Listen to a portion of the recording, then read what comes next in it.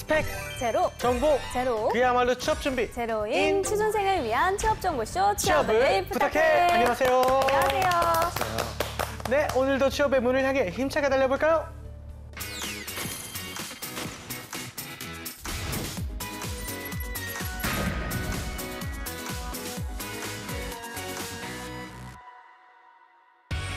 당신의 인생을 바꿔줄 기적의 자기소개서 비결 Do It Do It Yourself Yourself DIY 자기소개서. 안녕하세요. 안녕하세요.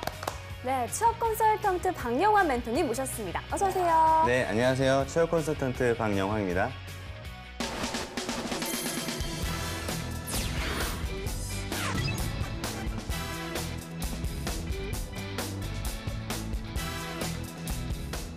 네, 오늘 자기소개서의 주인공은 어떤 분일까요? 오늘의 주인공 너를 보여줘. 나왔습니다. 네, SK 하이닉스 공정 제조직 지원자인데요. 우리나라 그 반도체 산업의 호황을 굉장히 많이 이끌었던 그런 기업이 아닐까 싶습니다. 네. 우리 또 선생님께서 SK 네. 하이닉스 자세한 설명 좀 부탁드릴게요. 이 회사는 굳이 어떤 미사역을 넣지 않아도 되고요. 그냥 반도체 분야에서는 만큼은 우리나라 이끌어가는 최고의 기업이고 그러니까 주변에 하이닉스 다니시는 분 계시면은 네. 부러워하시면 되세요. 오, 그 정도의 기업이다. 그러니까 뭔가 연봉에 대한 부분, 조직 문화에 대한 부분, 또 그다음에 내가 반도체 전문가로 성장하겠다라고 할 때 하이닉스만큼 좋은 회사가 없다라고도 볼 수 있고요. 그다음에 일단은 우리 반도체 업계가 호황일 때도 있고 불황일 때도 있는데 불황일 때에도 굉장히 그 반도체 산업을 잘 이끌어왔던 어찌 보면 우리나라를 이끌어가는 기업 중에 하나라고 볼 수도 있을 것 같습니다. 알겠습니다. 이 많은 취준생들이 선망하는 기업이자 이 글로벌 시장의 강자이기도 한 만큼 인재를 보는 기준도 까다롭지 않을까라는 생각이 드는데요. SK 하이닉스에 어떤 인재를 좀 찾고 있나요? 네. 채용 과정을 보게 되면 좀 까다롭게 뽑는다는 느낌도 있어요. 그래서 자기소개서 쓰는 것도 굉장히 어렵고 네. 그다음에 면접 과정은 굉장히 어려운 기업 중에 하나긴 하거든요. 네. 그런데 이제 그 인재상을 보게 되면 열정적인 인재, 도전적인 인재, 혁신, 정직 등 SK 밸류라고 하는 자기 회사 나름대로의 어떤 가치관을 명확하게 제시해주고 있거든요. 네. 거기에 대한 부분을 잘 녹여서 자소서라든지 면접에서의 자신의 역량을 어필하는 것이 중요한 기업이라고 볼 수 있을 것 같습니다. 알겠습니다. 이 SK 하이닉스의 경우에는 이제 채용 과정에서 그 자기소개서 굉장히 중요하다는 얘기가 있는데 그 지금 맞는 얘기인가요? 그렇죠. 네. 실제로 자기소개서 쓰는 게 굉장히 어렵고요. 그러니까 대부분 다 경험을 녹여서 쓰라고 하기 때문에 그 경험에 딱 맞는, 그 항목에 딱 맞는 경험을 만들기도 찾아내기도 힘들 뿐만 아니라 또 천자로 쓰라고 하잖아요. 네. 그러니까 많은 분량, 또 어려운 항목, 또 경험에 대한 어떤 소리를 찾는 것이 어렵기 때문에 그런 부분에서 이제 지원자들에게 어려움을 주면서 좀 자기소개에 대한 부분을 좀 많이 강조하고 있는 게 아닌가 생각합니다. 알겠습니다. 네, 오늘의 주인공이 지원하는 분야는 공정 제조입니다. 구체적으로 어떤 일을 하는 건가요? 네, 하나의 반도체가 나오려면 여러 가지 공정들이 필요한데 네. 포토리소그라피라든지 에칭, 식각 등등의 다양한 과정들을 통해서 하나의 반도체가 완성되는 거거든요. 그러한 과정들에서 자기가 이제 최적화된 어떤 공정물들을 만들어내기 위해 노력하는 직무가 바로 공정 제조 직무라고 볼 수 있을 것 같습니다. 네, 알겠습니다. 그러면 오늘의 주인공이 관련 직무에 얼마나 적합한지 프로필부터 살펴보도록 하겠습니다. 네. 남성분이시고요. 취미와 특기가 프레젠테이션입니다. 네. 전공은 전자전기공학이고요. 네. 학점이 3.2점, 졸업 예정이라고 하네요. 어학 점수는 토익이 870점, 네. 토익 스피킹이 레벨 7이네요. 네. 대내외 활동으로는요, 봉사 동아리 SK 써니에서 2년간 활동 및 임원진 활동을 했고요. 네. 프레젠테이션 스터디 유니프 PT에서 3년 10개월간 스터디 활동 및 회장을 역임했다고 하네요. 네. 경력으로는요, 삼성물산에서 8개월간 사무 보조를 했다고 합니다. 그렇군요. 이 프레젠테이션이 특기인 학생이에요. 근데 이제 프레젠테이션 스터디를 4년이나 했다는 게 대단한 거가 아닐까 싶은데요. 친구는 고수일 것 같아요. 그렇죠. 네. 그만큼 이제 자신감이 넘치는 성격이 아닐까 좀 그런 생각이 드네요. 네, 그리고 어학 점수도 좀 높은 편인 것 같아요. 해외 영업이 많은 부분을 차지하는 SK 하이닉스에서 좀 선호하지 않을까라는 생각이 듭니다. 맞습니다. 또 기업체 근무 경험도 있어가지고 좀 약간 그 조직 생활에 있어서 굉장히 좀 그 기본적으로 조직 생활에 좀 적응되어 있는 친구 아닐까 네. 그런 생각이 드는데 이제 우리 멘토님께서는 오늘 네. 지원자의 어떤 점을 좀 보고 좀 눈에 띄신 부분이 있나 예? 네, 학점은 좀 생각보다 낮은 편인 것 같고요. 네. 네, 이 부분이 크게 중요하진 않을까요? 중요하진 않다라고 보고 있습니다. 그리고 SK 써니에서 2년 동안 활동했다라고 하는 것은 적어도 SK가 진행하고 있는 다양한 어떤 사회 사업 이런 데에 대한 가치관은 공통적으로 가지고 있다고 볼 수 있기 때문에 네. 뭐 이런 활동들이 좀 눈에 띄는 부분이 아닐까 생각합니다. 네, 알겠습니다. 네, 그러면 지원자가 쓴 자기소개서 살펴보면서 적합한 인재인지 확인해 보도록 하겠습니다.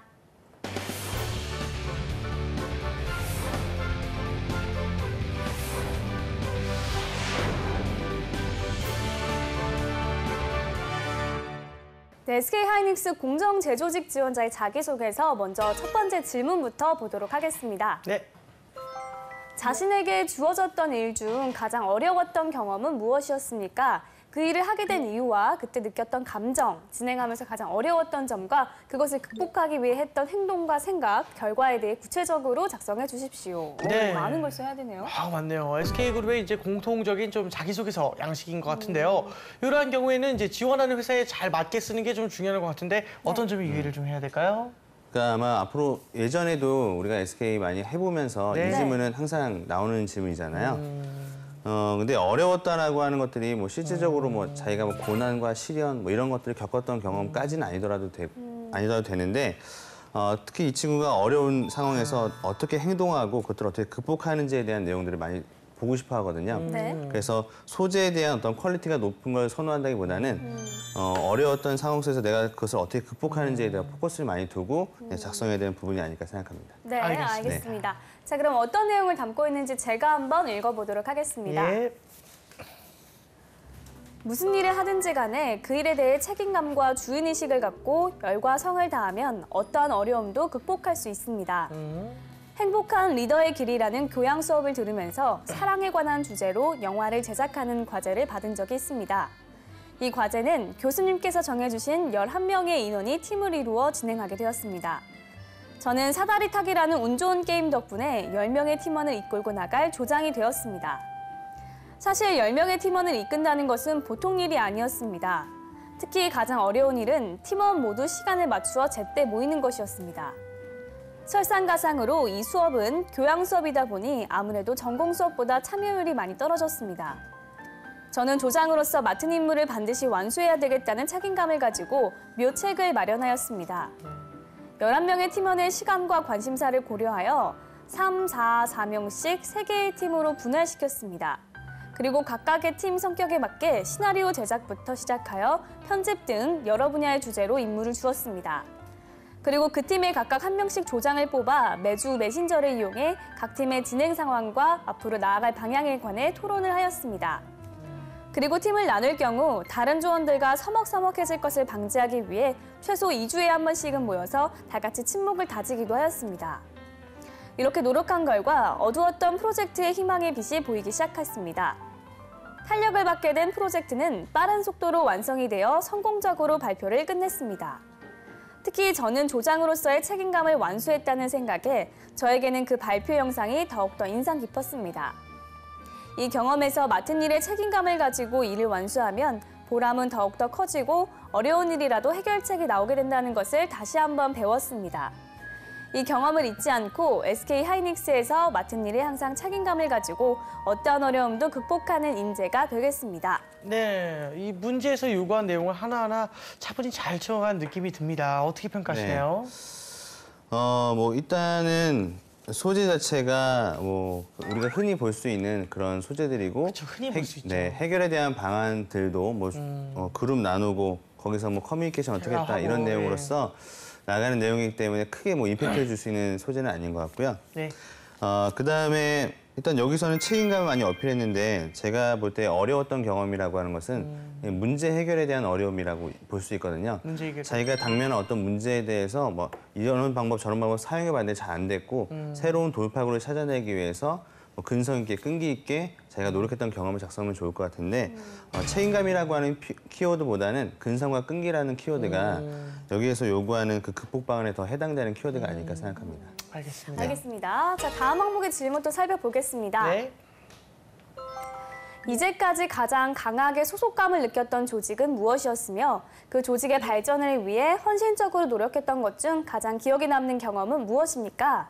개인적으로 더 많은 노력을 기울였던 일과 그때 했던 행동과 생각, 결과에 대해 최대한 구체적으로 작성해 주십시오. 예, 조직 생활에 그 적합한 사람인지를 보기 위한 것 같은데요. 네. 이 소속된 조직의 발전을 위한 헌신적 노력, 뭐 이런 문구가 들어가 있어서인지 이제 리더십과 연결해서 쓰는 경우가 좀 많아요. 특히 주의할 점이 있나요?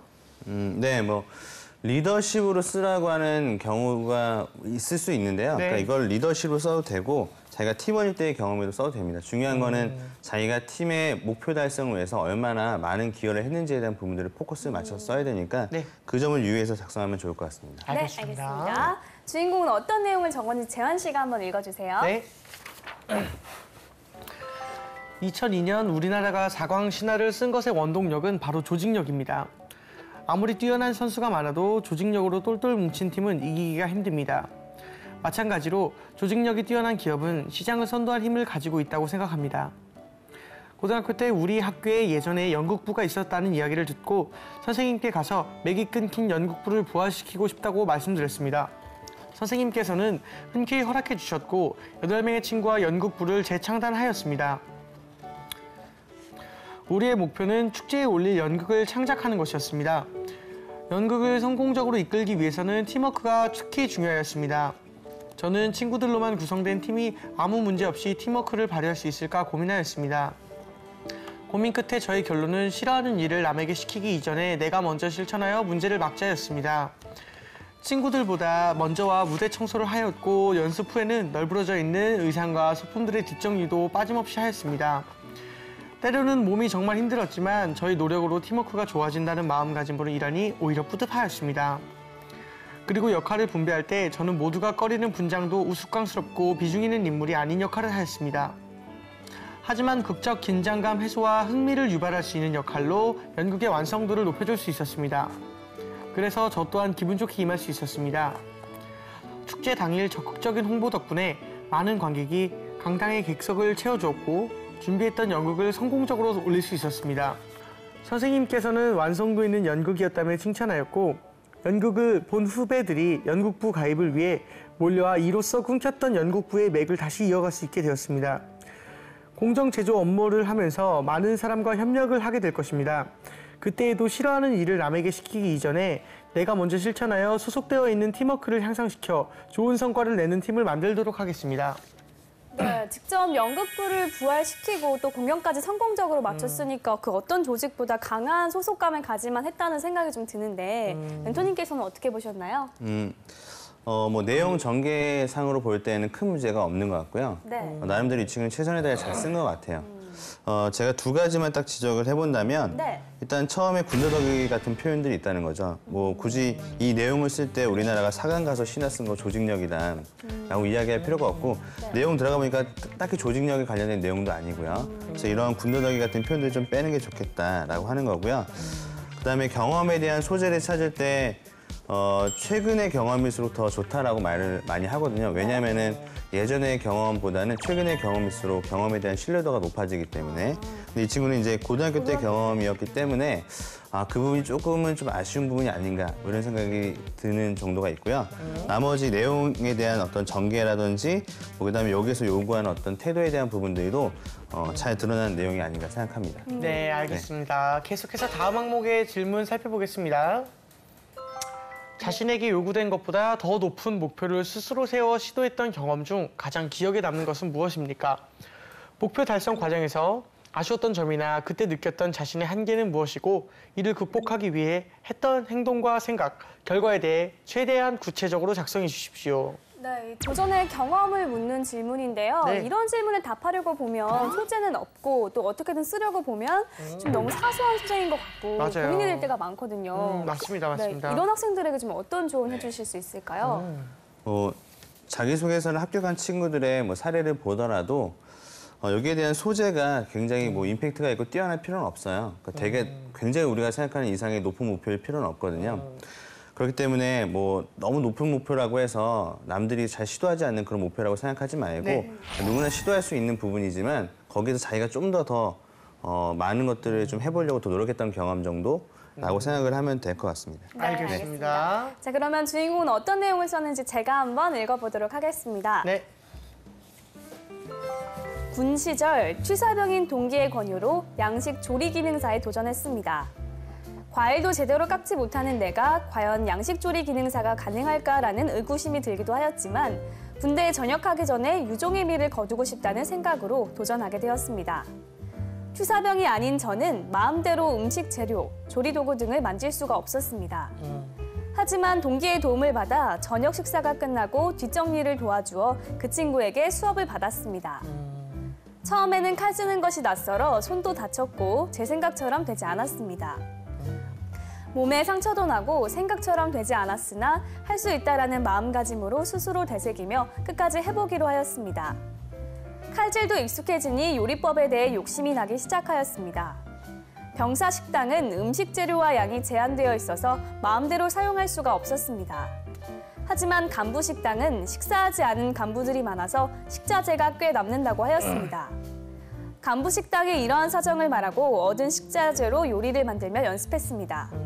모든 일이 순조롭게 잘 진행되었습니다. 그런데 일 처리가 잘 진행되는 과정에 문제가 생겼습니다. 부대 전술훈련 다음 날이 필기시험 날이었습니다. 밤새 훈련을 했기 때문에 눈은 매우 아프고 머리는 멍하였지만 다시 할 수 있다라는 마음을 가졌습니다. 그 결과 필기고사를 합격하였습니다. 필기시험을 합격한 기세를 몰아 실기시험도 합격하여 양식 조리 기능사에 합격하였습니다. 하지만 도전하면서 아쉬운 점도 있었습니다. 실기시험 당시 긴장을 많이 하여 살리스버리 스테이크를 요리하던 중 지방을 제거하는 부분에서 살점들이 많이 떨어져 나가 제가 연습한 것에 비해 만족스러운 요리를 하지는 못하였습니다. 연습을 실전처럼, 실전을 연습처럼이라는 대목을 다시 한번 떠올리게 만들어 주었습니다. 공정제조 업무를 하면서 여러 가지 도전해야 될 문제들에 직면할 것입니다. 하지만 이 경험을 바탕으로 할 수 있다라는 생각으로 도전하겠습니다. 네. 이 군 생활을 하면서 양식 조리 기능사 취득한 그 경험 얘기를 하고 있는데요. 네. 쉽지 않은 도전인 거는 확실한 사실인 것 같습니다. 선생님 어떻게 평가하시나요? 일단은 제가 봤을 때는 이 목표가 좀 부정확한 것 같아요. 그냥 양식 조리 기능사를 왜 땄냐라고 했을 때 유종의 미를 거두고 싶어서 땄다라고 얘기하고 있거든요. 그러니까 목표가 뭔가 그냥 불분명하다 보니까 이것을 달성하기 위한 뭐 노력이라든지 거기에 대한 한계 같은 것들이 좀 제대로 잘 들어가지 못하는 부분도 있었던 것 같고요. 그다음에 여기서 뭐 한계 말하는 부분에서도 뭐 스테이크 뭐 실기시험 보던 중에 그것들을 제거하지 못한 게 나의 한계였다라고 얘기하는 거는 여기에서 요구하는 한계는 아니거든요. 여기서 얘기하는 한계라고 하는 것은 자기가 목표를 달성하는 과정에서 그 목표의 달성에 대해서 자기의 어떤 취약점이 무엇이었고 그런 취약점을 보완하기 위해서 어떻게 더 노력을 했는지 이런 부분도 좀 드러났으면 좋았을 텐데 그런 부분에 대한 좀 한계에 대한 제시 부분이 좀 아쉬움이 있지 않았나 뭐 이렇게 생각하고 있습니다. 네. 알겠습니다. 이 SK 하이닉스 공정 제조직 지원자의 그 자기소개서 살펴보고 있는데요. 네. 그 앞서 살펴본 3개의 질문 외에 2개의 질문이 더 있습니다. 근데 시간 관계상 일단 질문만 한번 살펴볼게요. 네. 네.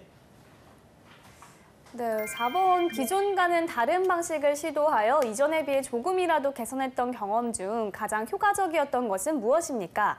그 방식을 시도했던 이유, 기존 방식과의 차이점, 진행 과정에서 했던 행동과 생각, 결과에 대해 최대한 구체적으로 작성해 주십시오. 자, 5번도 볼게요. SK 입사 후 어떤 일을 하고 싶으며 이를 위해 본인이 무엇을 어떻게 준비해 왔는지 구체적으로 기술하십시오.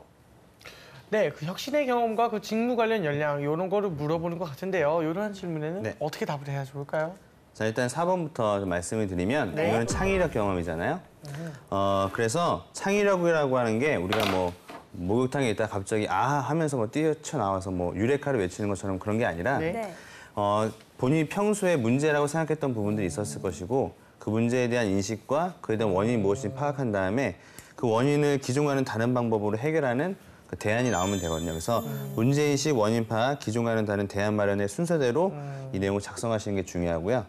5번 항목 같은 경우에는 본인이 무엇을 어떻게 준비했는지 구체적으로 작성하라고 되어 있는데요. 네. 입사 후 하고 싶은 일에 대해서 일단 분명히 나와야 돼요. 입사 후 하고 싶은 일이 무엇인지 나와야 되고 네. 그다음에 그와 관련돼서 본인이 준비해왔던 KSA를 설명하면 되거든요. KSA. KSA가 뭘까요? K는 K는? 지식, 날러지, 지식에 대한 부분이고 S는 스킬, 기술에 대한 부분이고 네. A는 태도에 대한 부분이거든요, 애티튜드. 그래서 내가 이 직무를 위해서 어떤 준비를 해왔냐라고 할 때 저는 직무를 위해서 어떤 지식을 쌓아왔고요. 어떤 경험을 통해서 스킬을 길러왔고요. 네. 그다음에 사람들과의 어떤 팀워크나 도전식 이렇게 길러왔어요라고 하는 것들을 KSA로 작성하시게 되면 네, 효과적으로 자신의 역량을 좀 골고루 보여줄 수 있는 부분이 될 수 있습니다. 그래서 그런 부분들을 좀 참고하셔서 작성하시면 좋은 서술이 될 수 있을 것 같아요. 네, 알겠습니다. 자, 지금까지 SK 하이닉스 공정제 조직 지원자의 자기소개서 살펴봤고요. 이번에는 저희가 나설 차례죠. 재원이와 구미의 B급 처방전입니다. 네. 제가 오늘의 주인공에게 드리고 싶은 한마디는요. 일단 SK 같은 경우에는 그 답변의 글자 수가 굉장히 긴 편으로 알고 있거든요. 네. 때문에 이것들을 한 방에 요약을 할 수 있을 만한 소제목이 더 필요하다는 생각이 들어요. 네. 그래야 먼저 이 친구가 어떤 내용을 말할 거구나를 염두에 두고 읽기가 수월해지니까. 네네. 그래서 소제목을 좀 더 달았으면 좋겠고, 그리고 3번 같은 경우에 양식 조리 기능사에 도전한 거에 대해서 얘기를 하고 있었는데 소재 자체는 좋으나 그거를 이제 취득하기까지 과정을 너무 추상적으로 좀 썼다. 어떻게 보면은 좀 초등학생이 쓴 일기 같다는 느낌이 좀 들었거든요. 네. 그래서 좀 더 뭐 할 수 있다라는 마음가짐으로 극복했다 이런 것도 좋지만 좀 더 구체적으로 어떻게 극복을 위해서 나는 이런 노력들을 했다라는 걸 좀 더 자세히 얘기를 해주면 좋을 것 같다는 생각이 들었어요. 네. 재한 씨는요? 저도 비슷한 얘기인데 학교 이야기 쓰고 그다음에 군대 이야기 쓰고 그다음에 그게 좀 발전돼서 이제 양식 조리 기능사 이런 얘기를 했는데요. 어떻게 보면 내용 자체가 그렇게 새로운 내용들은 아니거든요. 그러면은 아예 방향성을 두 개를 잡아서 구체적으로 써주거나 아니면은 그거를 공정 제조직과 더 관련지어서 그 직무와 관련된 자기소개서가 나오거나 이 두 가지 방향을 좀 택하셔서 이게 좀 자기소개서를 쓰시면 더 좋은 결과가 있을 거라 생각이 듭니다. 네, 알겠습니다. 네. 멘토님, 저희의 처방전 어떻게 네. 보셨나요?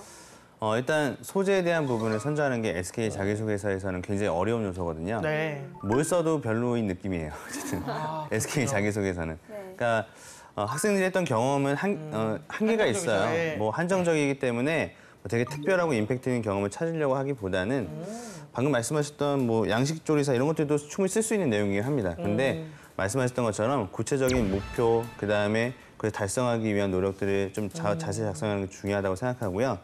SK 서울은 역량 중심의 평가를 하기 때문에 과연 이 항목에서 무엇을 포인트로 또는 어떤 것을 키워드로 작성해야 되는지에 대한 그 키워드와 방향성을 명확하게 인식하는 게 더 중요하다고 생각을 합니다. 네. 그래서 항목을 그냥 한 번만 읽어보지 말고 두세 번 곱씹어서 읽어보면서 과연 여기에서 나에게 더 요구하는 경험은 무엇일까를 고민해 본다면 더 좋은 자기소개를 쓸 수 있지 않을까 생각합니다. 네, 네. 알겠습니다. 키워드와 방향성을 한 번 더 고민을 하고 글을 써보면 좋을 것 같습니다. 네. 자, 이렇게 해서 멘토의 특급 처방전과 MC들의 지극히 주관적인 처방전까지 전해드렸습니다.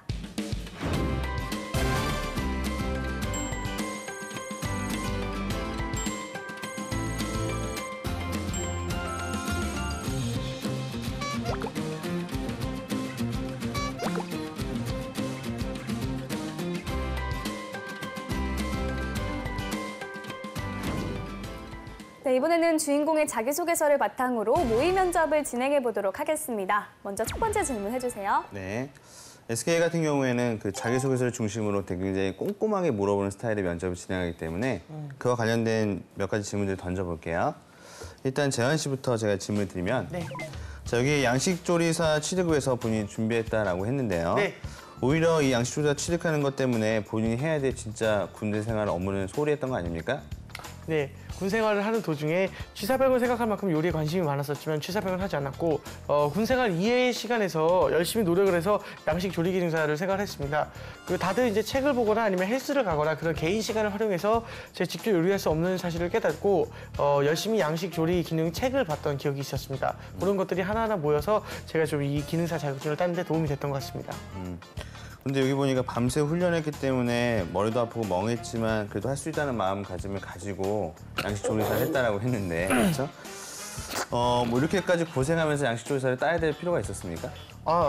제가 양식을 굉장히 좋아하기 때문에 제 인생의 목표였다고 생각을 했었고 또 제일 중요한 거는 이제 군 생활 중에 어떤 친구들은 이제 굉장히 소규모의 목표들을 많이 이루고 나오는데 불구하고 저는 특별히 목표나 그런 뚜렷한 그 목적 의식이 없었기 때문에 양식 조리 기능사를 꼭 따야겠다라는 다짐이 있었습니다. 그리고 땄던 것 같습니다. 네, 알겠습니다. 네. 자, 일단은 뭔가 이렇게 압박을 할 때, 네. 면접관 이렇게 압박할 때 있잖아요, 그렇죠? 네. 네, 처음부터 아닙니다라고 시작하지 말고, 네, 물론 그 그럴 수도 있지만. 양식 조리 기능사 준비로 인해서 네네. 때로는 군생활 다른 제가 맡은 보직보다는 양식 조리사를 준비했던 경우도 있었습니다. 하지만 이렇게 나가는 게 훨씬 더 네. 좋은 이제 답변의 방향이고요. 그렇군요. 그다음에 뭐 충분히 답변은 잘하신 것 같아요. 그러니까 네. 중요한 것은 이제 군 생활을 하면서 자기가 그냥 단순히 맡은 역할뿐만 아니라 자기가 더 할 수 있는 부분에 대한 도전을 했다라고 하는 네. 느낌이고 시간 관리를 자기가 잘했다는 내용이니까 방향성은 맞는 것 같습니다. 네, 알겠습니다, 네. 선생님. 네, 두 번째 질문 또 드리도록 할게요. 헌신했던 경험에 작성하셨는데 본인이 뭐 남들이 하기 싫어하는 그런 역할도 맡아서 했다. 그 남들이 치우지 않는 자질구레한 청소 자기가 다 했다라고 했는데 꼭 굳이 본인만 그렇게 희생할 필요가 있었습니까? 저는 저만 희생과 헌신을 했다고는 생각하지 않고요. 그렇게 제가 먼저 나섰을 때에 나타날 긍정적인 파급 효과를 좀 기대를 했습니다. 실제로 처음 기간에는 저 혼자서 좀 청소를 하고 나머지 정리를 했던 것이 사실이지만 그런 모습을 보고 이제 부원들이 같이 동참을 해서 나중에는 아무도 먼저 강요하지 않았지만 다 같이 청소를 해서 빨리 끝나는 그런 일도 있었고요. 그리고 그 공연 당일날에도 조원들이 적극적으로 나서서 홍보를 해줬기 때문에 또 좋은 성과가 있었던 것 같습니다. 본인은 그러면 어떤 조직이나 이런 데서 좀 본인이 손해를 보더라도 팀을 위해서 뭔가 희생할 수 있다는 마음가짐을 가지고 계신 것 같은데 그럼 만약에 입사했는데 상사가 내가 퇴근하려고 할 때 상사 갑자기 자신의 일을 떠넘기면 어떻게 하시겠어요? 아, 상사의 일을 저에게 떠넘기고 떠넘기는 퇴근을 거. 하시는 건가요? 네, 그렇죠. 일단은 제가 뭐 특별한 스케줄이 없고 특별히 부담 가지 않는 선이라면 제가 실무 능력을 더 높일 수 있는 기회라고 생각하고 최대한 열심히 맡아서 해보겠습니다. 그런데 일의 경중이 제가 하기에는 너무 어렵거나 부담스러운 일이라면 솔직하게 좀 말씀을 드리고 어려울 것 같다고 좀 양해를 구할 것 같습니다. 네, 알겠습니다. 네. 자, 일단은 뭐 이러한 소속된 조직에서 헌신할 수 있는 사람들을 어떤 기업은 다 원하고 있죠. 네. 그렇죠. 대부분 사람들은 다 자기가 잘 되는 것에 대해서 더 많이 생각하지 회사가 더 잘 되는 것에 대해서 많이 생각하지 않잖아요. 그래서 이러한 검증을 통해서 이 친구가 얼마나 조직을 위해서 희생할 수 있고 헌신할 수 있는 사람인지에 대해서 알아보기 위한 질문이었고요. 네. 그리고 또 이제 제가 추가적으로 질문드렸던 부분들도 실제로 내가 만약에 퇴근하려고 하는데 상사가 일을 맡기면 솔직히 좀 짜증나잖아요. 그렇죠? 사실 짜증나죠. 네, 그렇죠. 그런 상황에 대해서도 그것이 만약에 어떤 조직이나 어떤 그 공동의 목표를 달성하는 데 중요한 부분이라고 한다면 자기 자신을 조금이라도 좀 희생할 수 있는 마인드가 되어 있는지 그 자체만으로도 필요한 거니까 그것들을 어필하시면 충분히 답변이 될 것 같습니다. 네, 알겠습니다. 알겠습니다. 자, 이렇게 해서 모의 면접까지 진행을 해봤고요. 이번에는 지원자가 보낸 궁금증 확인해 보도록 하겠습니다. 실무 경험이 없는데 이를 어떻게 보완하면 좋을까요? 이거는 지원하는 직무와 관련해서 조언을 한마디 해주세요. 네. 그러니까 누구나 실무 경험이 없죠. 실무 경험 있으면 경력직으로 지원하셔야죠. 그렇죠, 그렇죠. 그러니까 우리가 신입을 뽑는 과정에서 실무에 대한 경험보다는 너가 이 직무를 위해서 얼마나 열정을 잘 준비해왔느냐에 대한 부분들을 어필하시는 게 좋을 것 같고 특히 반도체 공정 뭐 이쪽에 관련돼서는 반도체 공정 관련된 교육 과정들이 많이 있거든요. 그래서 만약에 이제 시간과 어떤 열정을 좀 투자하셔가지고 반도체 공정 교육 과정을 좀 이수하시는 게 적어도 내가 공정 분야에 대한 관심이 있었다라고 하는 것들을 어필할 수 있는 부분이니까 그 점을 좀 보완하시면 실무적인 부분을 보완할 수 있는 또 다른 대체제가 되지 않을까 생각합니다. 알겠습니다. 네, 알겠습니다. 자, 오늘은 SK하이닉스 공정제 조직 지원자의 자기소개서 살펴봤습니다. 탄탄한 자기소개서로 취업의 꿈을 이루길 바라면서 DIY 자기소개서 오늘 순서는 여기서 마치겠습니다. 감사합니다.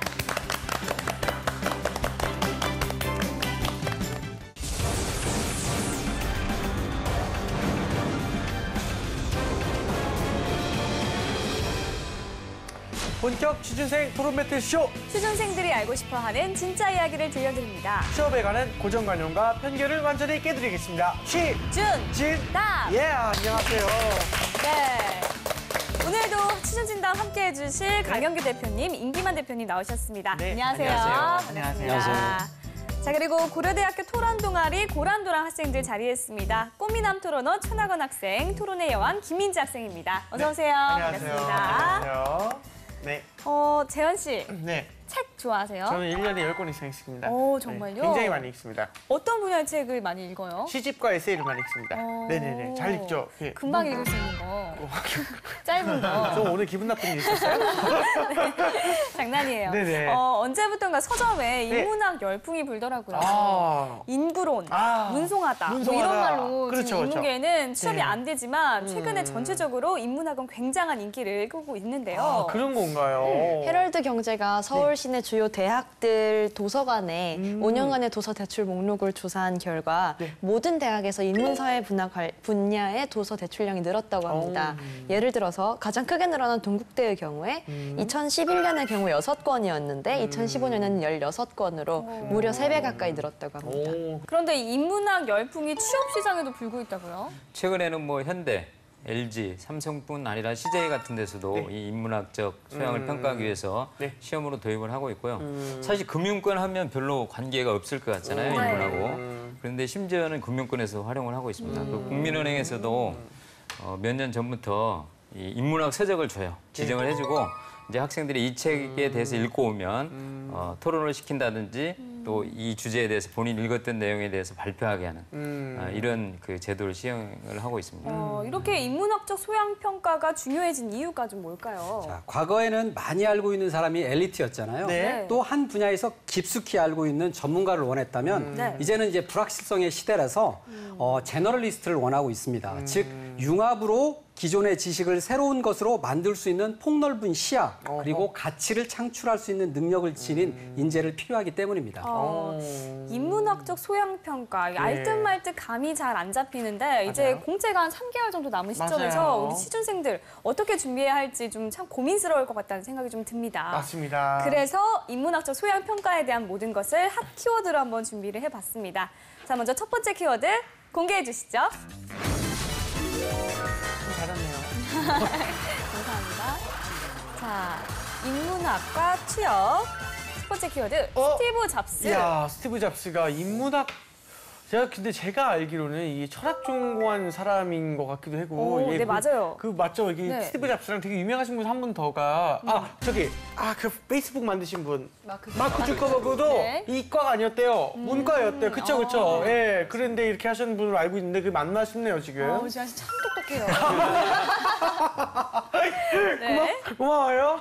자, 예. 스티브 잡스와 인문학 무슨 상관이 좀 있을까요? 글쎄요. 스티브 잡스 하면 또 그게 기억이 나는데 그 애플 디자인을 네네. 만들 수 있었던 이유도 네. 동양의 서해, 서해에 심취해가지고 맞아요. 예, 우리 동양적인 어떤 사물을 많이 그리다 보니까 그런 아이디어가 떠올랐다고 했는데요. 예. 자, 그러면 첫 번째 키워드 준비한 우리 민지 학생. 네. 스티브 잡스 왜 나온 건가요? 네, 스티브 잡스는 전 세계적으로 이제 인문학적인 소양의 중요성을 처음으로 강조를 하면서 전 세계 기업 CEO들한테 인문학 열풍을 불러일으킨 장본인입니다. 네네. 스티브 잡스가 말하기를 플라톤, 호메로스, 카프카와 같은 인문 고전이 애플을 만든 힘이다 라고 하면서 인문학적인 소양을 강조했습니다.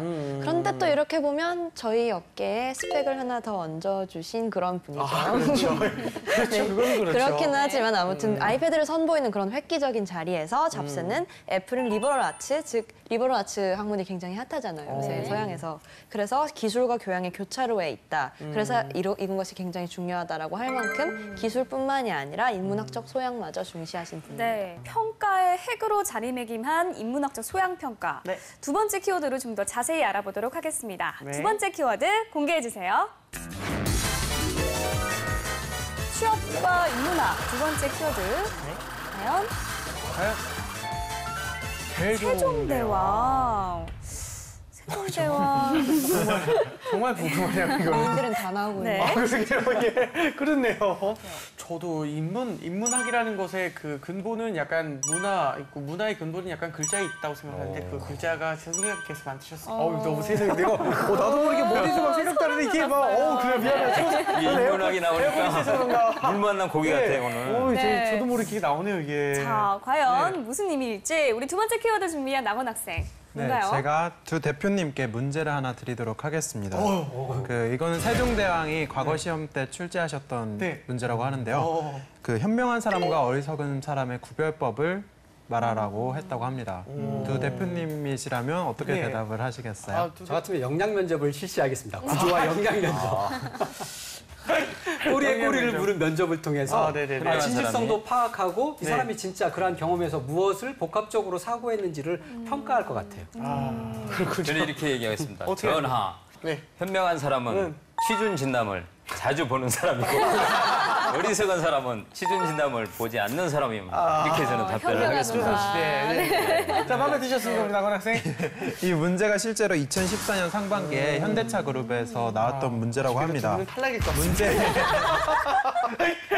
문제의 답을 통해서 지원자의 자질을 평가하는 건데요. 네. 이 외에도 현대차 그룹 역사 에세이 시험에서는 콜럼버스의 신대륙 발견이 미국 탄생의 토대인지 아니면 원주민 약탈인지에 대한 견해를 쓰라는 문제도 있었고 네. 삼성 직무시험 한국사 영역에서는 네네. 삼국시대 흐름, 정약용과 흥성대원군의 업적을 묻는 문제, 분서갱유, 아편정쟁 등 중국 역사의 전반적인 흐름을 묻는 문제들도 있었다고 합니다. 아하, 이거는 사실상 이제 인문학적 소양이라기보다는 그 암기 소양인 것 같은데 먼저 암기를 하고 역사를 기억해야 좀 답을 쓸 수 있지 않나 약간 그런 생각이 드네요. 우리 두 학생들은 역사에 대해서 좀 얼마나 알고 있나요? 그 우리나라의 역사부터 미국, 중국의 세계사까지 좀 가능한가요?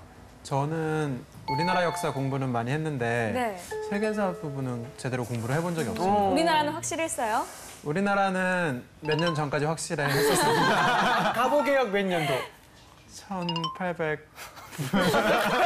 1800이요? 1800이요? 땡. 1900입니다. 네. 아, 우리나라가 확실히 했다더니 이게 어떻게 된 걸까요? 고려대가 지금 까먹었어. 아 그래요? 네, 알겠습니다. 이 세종대왕 문제나 콜럼버스 신대륙 발견의 문제 같은 거는 어떻게 해야 좀 눈에 띌 수 있는 답변이 되는 걸까요? 그러게요. 강용구 대표님, 모범 답안 어떤 게 있을까요? 모범 답안은 없습니다. 오. 네, 다만 가치관과 역사 지식이 포인트인데요. 정답은 없기 때문에 네. 차분하게 기술하고 균형 감각을 보여주는 게 중요할 것 같아요. 콜럼버스가 신대륙을 발견했고 그리고 신대륙에 대한 구원이라는 이러한 측면이 있는가 하면 반대쪽에서 봤을 때는 원주민 측에서 봤을 때는 이건 약탈의 시작이다. 이렇게 보거든요. 따라서 이런 질문에 대해서는 정답은 없지만 균형 감각을 보여주는 게 굉장히 중요할 것 같아요. 저는 이제 토론 면접이나 글을 쓸 때 학생들한테 간단하게 빠르게 습득할 수 있는 기법으로 PREP, 프랩이라는 기법을 사용하도록 요청하고 있습니다. 즉, P, 포인트, 본인이 주장하고자 하는 요점을 먼저 서두에 짧게 두세 줄 정도로 주장을 한다. 그리고 R, 리즌이나 이그젬플, 그에 따른 주장하는 바에 대한 근거나 예가 있다면 이러한 것들을 첫째, 둘째, 셋째로 해서 짧게 한 10줄 정도에서 12줄 정도로 하고 그다음에 이러한 근거를 바탕으로 처음 머리에서 주장했던 포인트, 리인포스드 해서 다시 한번 요약해서 결론을 내리는 것 방식으로 쓴다면 좀 더 짧게 본인의 주장을 강력하게 논리적으로 전개할 수 있다고 봅니다. 그렇군요. 우리 대표님들이 꿀팁을 알려주셨습니다. 우리 취준생들 꼭 기억했다가 써먹으시길 바라겠습니다. 네. 자, 그럼 마지막 키워드도 한번 살펴볼까요? 네. 취업과 인문학 세 번째 키워드. 과연 벼락치기. 벼락치기. 이거 왠지 모르게 약간 감이 오는 것 같지 않습니까? 요즘 어쩔 수 없잖아요. 딱 닥치면 하는 수밖에. 그렇죠, 그렇죠. 인생의 네. 벼락치기인데. 자, 인문학도 뭐 벼락치기를 하듯이 공부를 한다. 그냥 뭐 이런 외우는 건가요? 내용일까요? 예, 뭘까요? 궁금한데 강효 대표님 네. 어떤 뜻인가요? 두 분 혹시 네. 이 공부하실 때 시험 공부하실 때 벼락치기로 공부해 보신 적 있으시죠? 저는 있는 것 같습니다. 해보시죠. 저는 늘 벼락치기. 늘 벼락치기입니까? 네. 우리 효과가 민작생은 있었나 봐요. 그랬나요? 항상. 그렇죠, 그렇죠. 예. 네, 저는 항상 효과가 있었던 것 같아요. 효과가 있었나 봐요. 네. 학생들이 인문학적 소양도 벼락치기로 하는 거죠. 예를 들면 뭐 인문학적 서적 60권을 요약해 놓은 책을 재빠르게 읽는다든지 네, 또 와. 60권. 60권을 이제 요약해서 요약본을 읽는 거죠. 그리고 또 답변을 외우기도 하고 그래서 한국식 그 공교육에 익숙해져 있다 보니까 네. 학생들이 벼락치기로 공부하는 경우가 굉장히 많이 있습니다. 근데 이렇게 되면 인문학적 소양을 보려고 한 건데 암기를 잘한 친구만 살아남을 것 같다는 생각도 좀 들고요. 그렇죠. 아무래도 이런 환경을 개선하려면 어떻게 하는 게 좀 좋을까요? 그러게요. 그 말씀하신 대로 이제 이렇게 되면 벼락치기로 공부한 친구들이 뭐 시험에 붙고 이런 경우가 많이 생기는데 사실 네. 이렇게 되면 시험을 잘 보는 친구를 뽑는 거잖아요. 그죠? 우리가 능력이 있는 친구를 뽑는 네. 게 아니라. 그래서 저는 이런 부분을 개선하기 위해서는 회사의 채용 제도도 사실 많이 고민해 봐야 된다고 생각해요.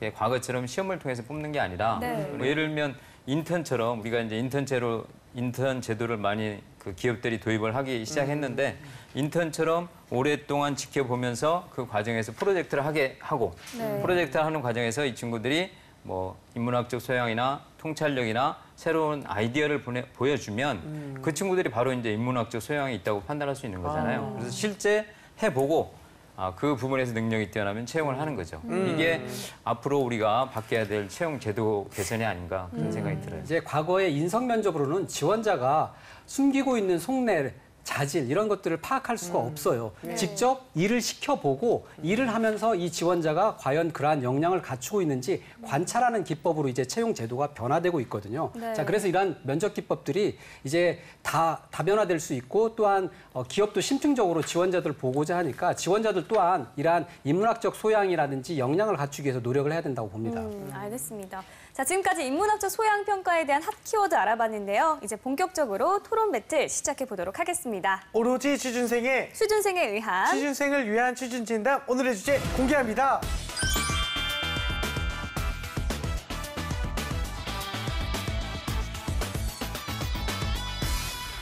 네, 오늘의 취준진담 주제는요. 하반기 공채 D-3개월 인문학적 소양 쌓기 대 취업 5종 세트 완성입니다. 그렇죠.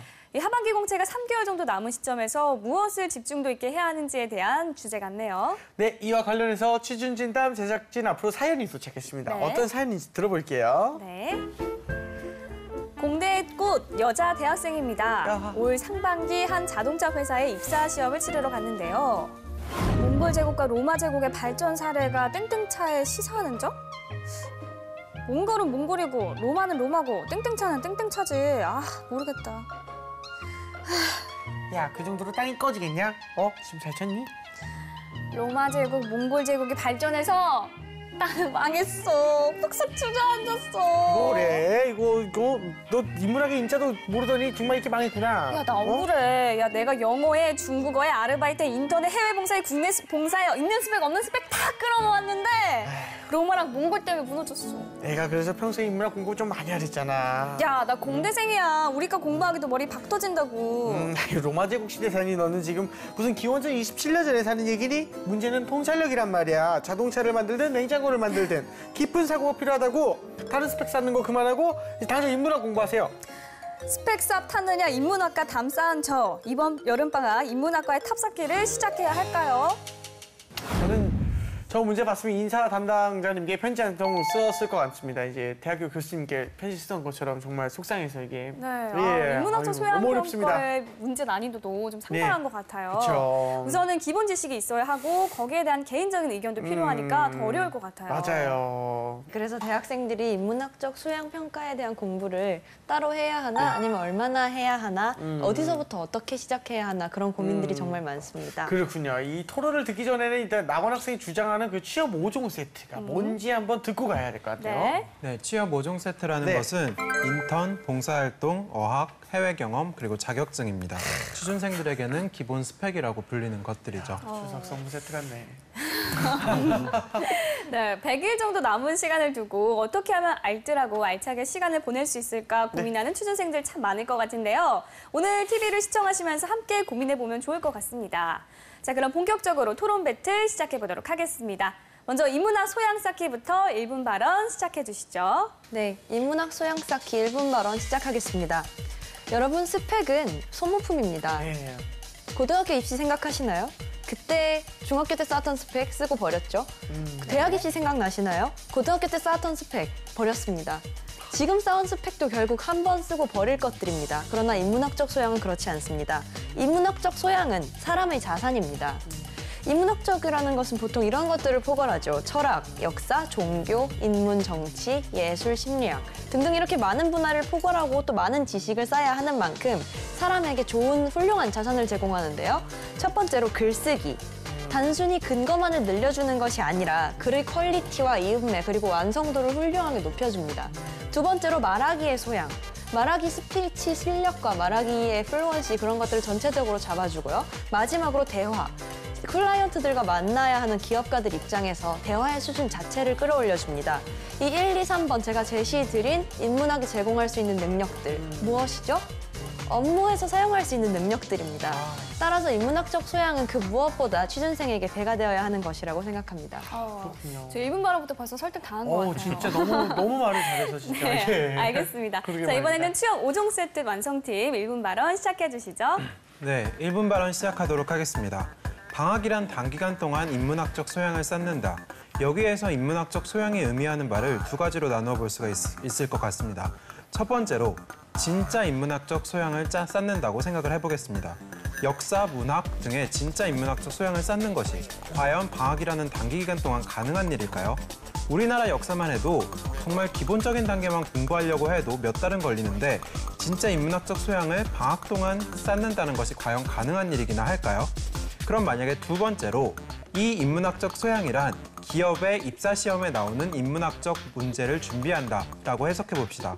그러면 이렇게 말한 순간 방금 민지 학생이 말했던 스펙과 다를 바 없어지는 것입니다.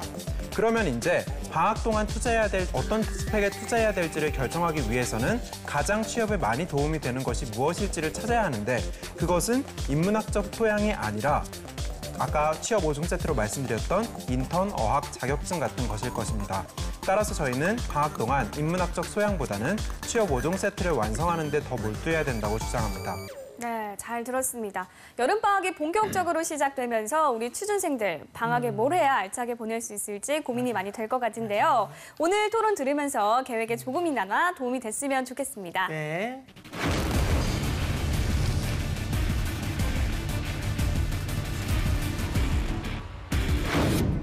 네, 먼저 민지 학생부터 발표 시작해 주시죠. 네, 발표 시작하겠습니다. 스펙이요, 뭐 영어 점수라든지 어학 점수라든지 또는 봉사활동 경력 이런 것들에 조금 높고 낮음은 사실 업무 능력에 큰 차이가 없습니다. 기업도 그것은 충분히 알고 있을 거예요. 특히 스펙을 가지고 입사한 사람의 아웃풋이 확연히 차이 나는 경우는 거의 없다라고 우리가 정설로 받아들이고 있다고도 볼 수 있겠습니다. 그렇다면 실제 업무 능력에 영향을 줄 수 있는 말하기 그리고 대화 수준 그리고 클라이언트들을 감복시킬 수 있는 어떤 그 사람의 수준 그 자체 그런 것들을 끌어올릴 수 있는 인문학이 좀 더 도움이 되지 않을까요?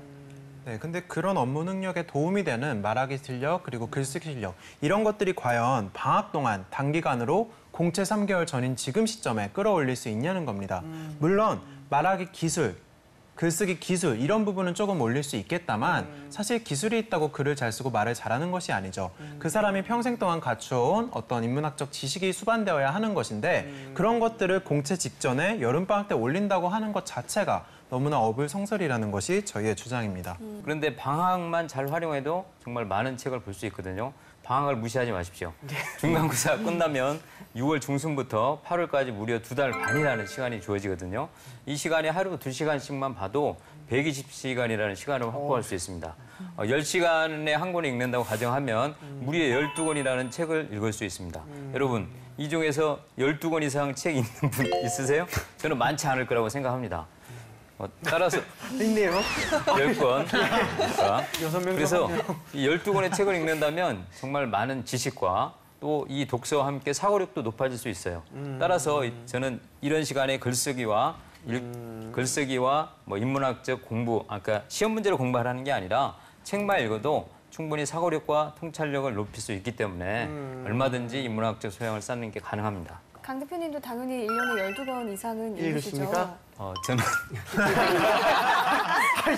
선생님, 그러시면 진정성 지금 아닙니다. 네, 알겠습니다. 제 아들한테 열심히 읽으라고 시키고 이미 있습니다. 인문학적 소양을 다 쌓으신 분이기 네, 때문에 맞아요. 우리 대표님들께서 네. 맞아요. 네. 자, 그 기업 담당자들이 조사를 해본 게 있어요. 예를 들어서 왜 인문학적 소양이 대두되게 됐는지에 대한 부분들을 우리가 살펴볼 필요가 있거든요. 인문학적 소양이 대두되었다는 것들은 뭐냐면 이제 스펙이 상향 평준화되었고 워낙 지원자들이 능력이 다 고만고만하고 어떤 지원자를 뽑을지 모르니까 이왕이면 인문학적 소양을 갖춘 지원자를 뽑아야 되겠다. 근데 인문학적 소양은 언제 판단을 합니까?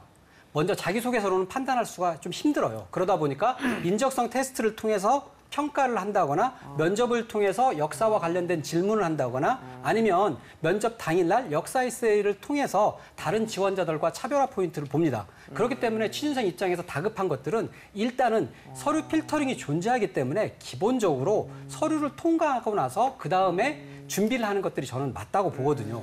단기간 내 인문학적 소양은 습득되고 함양되는 게는 무리가 있습니다. 시간이 없다라는 말씀을 하셨어요. 저는 시간이 없기 때문에 오히려 방학 때 준비해야 된다. 우리 취업 5종 세트가 뭐 인턴, 또 자격증, 뭐 어학연수, 봉사활동 이런 것들이 있는데 이 중에 사실 기업에서 전혀 중요하지 않게 생각하는 부분들이 있습니다. 예를 들면 흔하게 하는 어학연수, 또 하나는 봉사활동. 물론 직무에 따라서 약간씩 다르긴 하지만 이 두 가지는 거의 불필요한 활동들이에요. 방학 때 이런 활동을 하느니 차라리 인문학적 소양을 키우는 게 본인에게도 또 기업의 통과 확률을 높이는 데도 훨씬 더 확률이 높다는 거죠. 네. 그런데 지금 취준생들이 가장 걱정하고 있는 게 무엇이냐면 애당초 그 서류가 통과될 수 있느냐 없느냐예요. 근데 서류를 통과되기 위해서는 저희가 주장하고 있는 취업 5종 세트가 꼭 필요하단 말이죠. 그래서 이것이 아직 완성이 안 되어 있는 상황에서 어떻게 성과가 나타날지도 모르고 그 성과를 단기간 내에 보장할 수 없는 인문학적 소양에 집중하는 것은 그 순서가 맞지 않다는 것이 저희의 주장입니다. 그러나 3개월이나 5개월의 단기간 안에도 인문학을 배우고 습득하는 것이 불가능하지는 않다는 말씀을 드리겠습니다. 제가 근거를 하나 드릴게요. 서원이라고 들어보셨나요? 사원이요? 서원이요. 서원이요? 네, 아니, 흥선대원군이 다 철폐했던 그 서원 말입니다. 그래요? 네, 조선시대 다 없어진 줄 아셨죠? 네. 아닙니다. 한국에 아직도 있고요. 그 서원이라는 건 어떤 거냐면요. 대학생들을 몇 개월 동안 모아놓고 이렇게 기숙사 생활을 시키고 숙식을 주면서 다 같이 인문학 공부를 합니다. 그런 공동체예요. 그 공동체 생활이 끝나면 일정 기간 동안 해외 인턴십을 제공합니다. 대표적으로 제 친구가 등록을 했던 서원 프로그램은 건명원이라는 서원 프로그램이었고요. 가장 유명한 서원 프로그램의 경우에는 현대차 재단에서 지금 설립해서 운영하고 있는 아산재단의 아산서원이라는 곳이 있습니다. 이런 것 같은 경우에는 아산서원의 경우에는 5개월 동안 공부를 하고요. 다 같이 숙식을 하고 토론하고 철학, 문학, 정치, 종교, 심리학, 예술 이런 것들을 공부를 하고 끝난 다음에 해외 인턴을 갑니다. 건명원 같은 경우에는 살짝 더 짧지만 어쨌든 4, 5개월 정도의 프로그램이 제공이 되고 있어요. 취업이 당장 공채가 3개월 남은 취준생들 입장에서 그게 과연 매력적인 선택지냐는 것이 저희의 질문입니다. 저도 방금 민지 학생의 사례를 들으면서 무슨 생각이 들었냐면 해외 인턴십이 탐난다. 저게 좀 나한테 뭔가 이득이 될 만한 거겠다라는 생각이 들었지 내가 지금 취업을 앞둔 상황에서 뭐 서원에 들어가서 열심히 인문학적 공부를 하겠다 이런 생각은 별로 나한테 메리트가 없는 선택지라는 것입니다. 취업 5종 프로그램에 이렇게 번갈아 가면서 시간을 쏟느라 비효율적으로 뭐에 집중을 해야지 하고 혼란스러워하기보다는 아까 말씀하셨듯이 공채 직전 시즌에는 어떤 직무 구조를 생각하고 그것을 나의 특성과 결합시켜서 어떻게 자기소개서 잘 녹여내서 서류를 통과할 것인가 이렇게 생각하고 구상하는 것이 굉장히 중요하잖아요. 이런 서원 프로그램이라던가 인문학의 공부를 통해서 생각할 시간을 갖고 그 시간을 통해서 나를 개선하고 그 생각할 시간, 틈을 이용해서 자기소개서를 좀 더 잘 만들 수 있는 그런 시간을 가질 수 있다는 거죠. 두 팀의 이야기 잘 들었습니다. 지금부터는 토론으로는 절대 알아낼 수 없는 진실을 들어보는 시간을 갖겠습니다. 그동안 인사 담당자들이 취준생들에게 절대 알려주지 않았던 비밀을 낱낱이 파헤쳐 보겠습니다.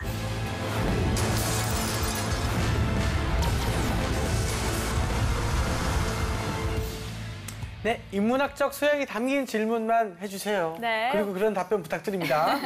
네, 먼저 민지 학생 임기만 대표님께 질문 부탁드립니다. 네, 대표님께 질문 드리겠습니다. 인문학 서적 100권을 읽은 지원자와 토익 단어책 100권을 읽은 지원자. 나는 토익 단어책 100권 읽은 지원자를 선택할 것이다.